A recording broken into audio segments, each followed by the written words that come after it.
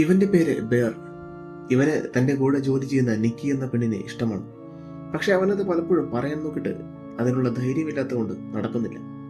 ഒരിക്കൽ അവനൊരു കടയിൽ വെച്ച് വൺ വിഷ് വില്ലോ എന്ന പേരുള്ള ഒരു സാധനം കാണുന്നു. കടയിലെ ആൾ പറയുന്നു അത് ഒടിച്ചിട്ട് എന്താഗ്രഹിച്ചാലും നടക്കുമെന്ന്. അവനത് വിശ്വാസമൊന്നുമില്ലെങ്കിലും നിക്കിക്ക് ഗിഫ്റ്റ് ചെയ്യാൻ ഒരെണ്ണം വാങ്ങുന്നു. അന്ന് രാത്രി നിക്കിയെ വീട്ടിൽ കൊണ്ടുവിട്ട് പോരാൻ നേരം നിക്കി ചോദിക്കുന്നു, നിനക്ക് എന്തെങ്കിലും എന്നോട് പറയാനുണ്ടോ എന്ന്. ഒട്ടും ധൈര്യമില്ലാതിരുന്ന ബെയർ ഒന്നും പറയുന്നില്ല. അവൾ വീട്ടിലേക്ക് പോകുന്നു. ഫ്രസ്ട്രേറ്റഡ് ആയ അവൻ വൺ വിഷ് വില്ലോ എടുത്ത് ഒടിച്ചിട്ട് നിക്കി ലോകത്ത് തന്നെ മാത്രം ഏറ്റവും കൂടുതൽ സ്നേഹിക്കണമെന്ന് വിഷ് ചെയ്യുന്നു. പെട്ടെന്ന് നിക്കി ഇറങ്ങി വന്ന് ബെയറിന്റെ കൂടെ വീട്ടിലേക്ക് താനും വരാം എന്ന് പറയുന്നു. വീട്ടിലെത്തിയ നിക്കി വളരെ വിചിത്രമായിട്ട് പെരുമാറുന്നു. അന്ന് രാത്രി ബെയറിന്റെ കൂടെ അവൾ കിടക്കുന്നു. പിറ്റേന്ന് അവനു വേണ്ടി ബ്രേക്ക്ഫാസ്റ്റ് ഉണ്ടാക്കുന്നു. ജോലി സ്ഥലത്ത് വെച്ച് അവനെ തന്നെ അവൾ നോക്കിക്കൊണ്ട് നിൽക്കുന്നു.